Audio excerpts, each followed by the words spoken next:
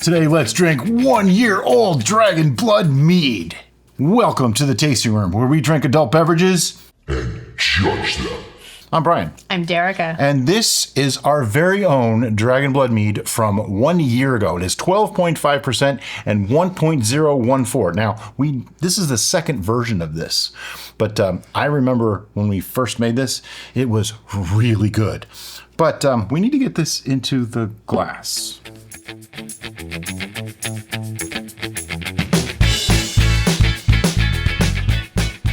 First thing that I'd like to say is thank you to Derica's brother for this really awesome whiskey glass that I just felt like, the Dragon Blood Mead needed to be in this. Actually, it was Derica's idea, but look at that. It's got the runes on it and stuff. Just totally cool. Love that. In this glass, it looks absolutely amazing. The color is fantastic. It is that deep, dark, rich, purpley red kind of thing going on. It's just fantastic. If you're a fan of jewel tones, hey, you're my people, and this definitely fits the bill. Now, normally I would use a tulip-shaped glass so they can get the most out of the aroma. But I don't think this one is going to need much. It is unnecessary. Ooh. That is got a thick, heady aroma. Wow. Oh my God. Stick your nose in there and your mouth just starts to water right away. What's crazy is this is only 1.014. It smells like there's 15 pounds of honey in there. Oh, like you just expect it to be really, really sweet. It smells thick. Of the berries and the honey in the aroma is just It smells thick with 15 C's. It does. I hope it tastes as good as it smells. Sometimes. Let me get another smell. Sometimes it doesn't do that, so. I don't know. This was good the last time. Yep. That aroma was great, though. Yeah. It's the combination of things that is greater than the sum of all of its parts. It comes out like a liqueur rather than just a straight up mead. It's really more like a liqueur. All right. Well, we have one glass here and we can't both drink at the same time. So we're just going to have to go with it. I'm not looking. That's lovely. It has a flavor to go with the aroma. Yep. It feels like it's oaked. Yeah. It's got a lovely tannic profile. It's got like a deep, dark, almost smoky kind of sensation going on. It tastes like a really, really good fine red wine. Yeah. With some berry notes in there and a little bit of floral notes from the honey. It kind of tastes like, this is going to make it sound less than it is, a really high-end sangria.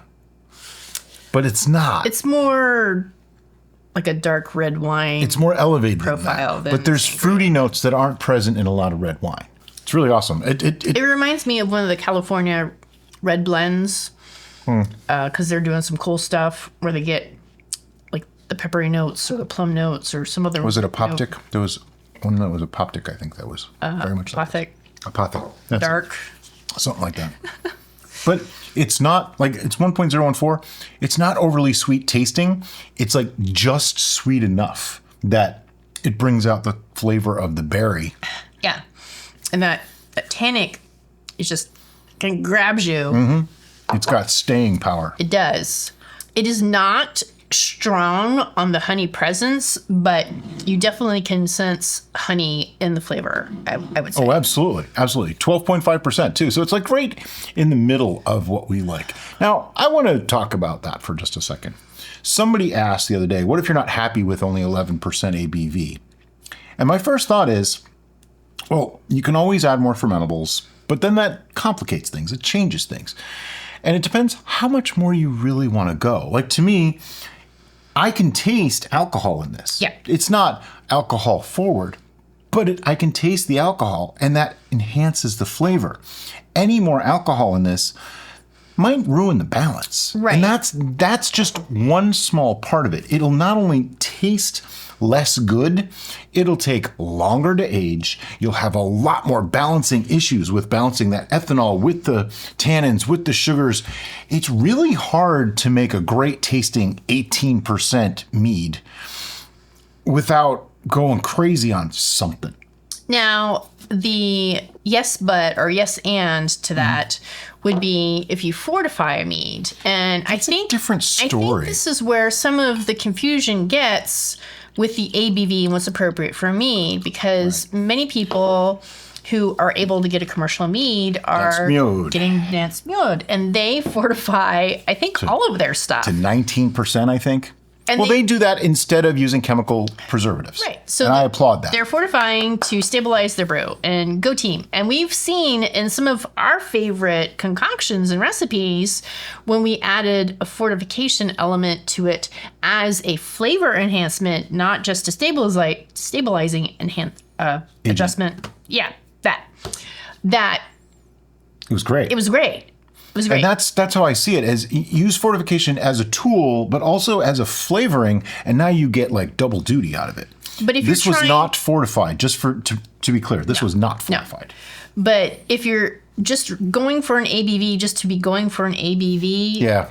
I disagree with that way of doing things. Right. And it's going to more than likely diminish your enjoyment of the beverage, because alcohol is a flavor and it does cause some issues at times for the other flavors going on in your brew. It's like I always say, if you want more alcohol, have 2 glasses. Yeah. You know, you could just drink the whole bottle and you're going to get plenty of alcohol versus making each glass have the most alcohol possible. That's our opinion. And we are very open to most forms of brewing and most methods that you can use. We're very open to it, and you can do it however you want. Like, we don't even tell people, don't use chemicals. If you want to, that's fine. We just can't help you. Right. It's not our area expertise. But the one area that I will give that warning is don't shoot for the highest ABV all the time. It's just not worth it. It really isn't.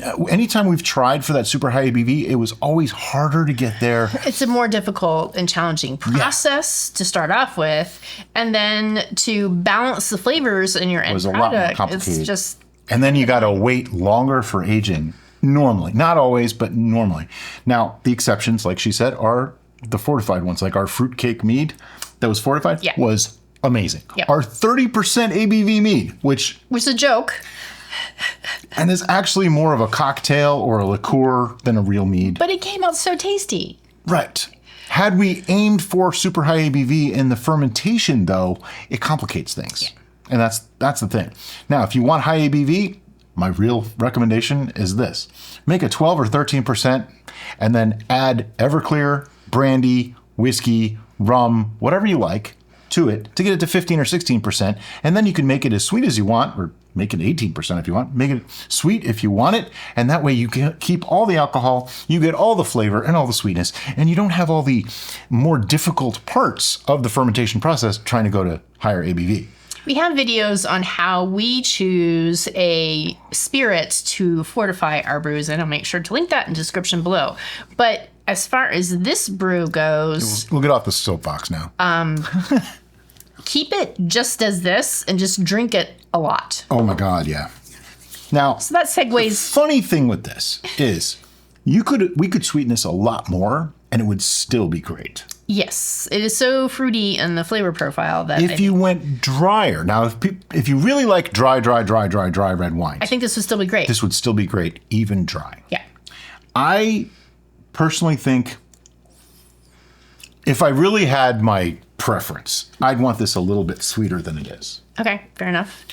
It's on the cusp, though. It's so close. For me, because of this last word in the title here, mead, it needs to have a honey presence. Mm-hmm. And the honey presence in this particular beverage is kind of downplayed.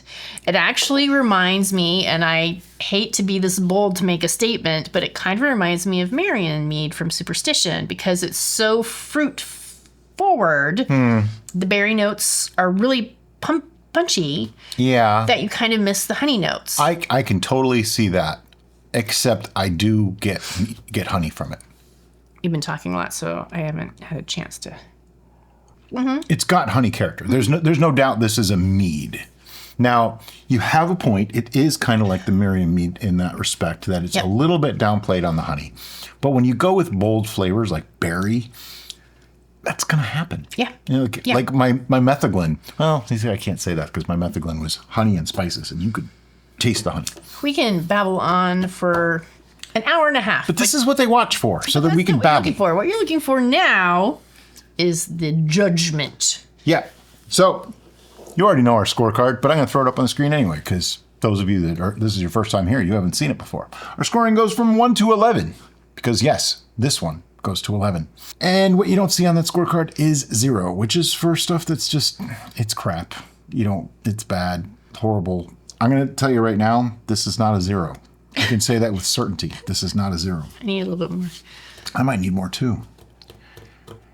This is one of those, it's funny, the better something is, the harder it is to give a score. Because are you being biased because you made it, or are you being biased just because the first impression was, wow, that's amazing? Because we have had that happen where things that we scored super high a couple of years ago or something, and then I had it again like a week later, and I was like, how did I give this a 10? And there's so many variables for when you're trying something that can change your preference and how you feel about it. The fact that we're going back for thirds, though. So don't be critical of yourself if you're like, oh, I remember really enjoying that last Tuesday, but today it's just kind of meh. And you also have to remember, this is kind of like whose line is it anyway? Scores are made up and nothing matters. But they do today. Here's the thing. Comparing this beverage and this tasting to another tasting that we did a year ago, it's so hard to make the scores matter a lot because our tastes change, our preferences change. What we had for lunch was different. What we ate just before this or what we drank just before this is different. Our moods are different. So if we gave something an 8 a year ago and gave it an 8.5 today, that doesn't mean that the 8.5 means it's super fantastic and the 8 sucks. It means they're basically the same. That's why I go with the category thing. Below 5 is kind of, I don't like it. From 5 to 7.5 is good. 7.5 and above is great. That's pretty much how I do it. Do you have a number? No.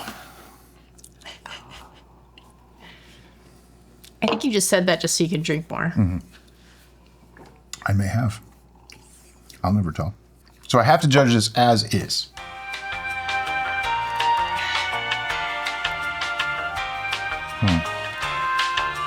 All right, I have a number. Are you ready? Yep. 1, 2, 3, 9.5. I want to give it a 9.75. I want to give it an 11. But we don't do that. But I need to add about a half pound more honey to the whole I thing. was going to give it a 10 and just say the only reason why I didn't give it 11 because the honey note wasn't as prominent as I mentally want it to be. But I'm like, no, that's cheating because 10 is supposed to be perfection. Yep. 11 is beyond perfection. So that's why I wanted it to be a 9.75. It's really, really good.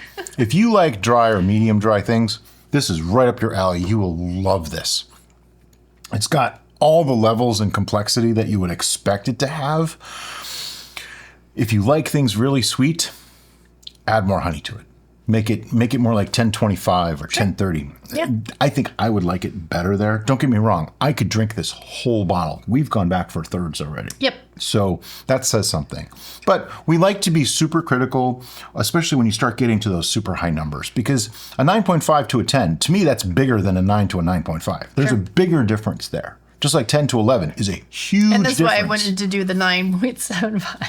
Yeah, this was a tough one. And the closer you get to that perfect, the harder it is to say, is it really perfect? Or is it just this? Or is it just this? Or, so gotta really think about it and drink more. That's why we drank almost half a bottle. Have you made any of our versions of Dragon Blood? If so, please leave in the comments below your experiences and what you thought. Yeah, give us your score on what you graded our Dragon Blood. Don't worry, we can handle it. It's okay. And as always, guys, thanks so much for watching. Have a great day. Bye-bye.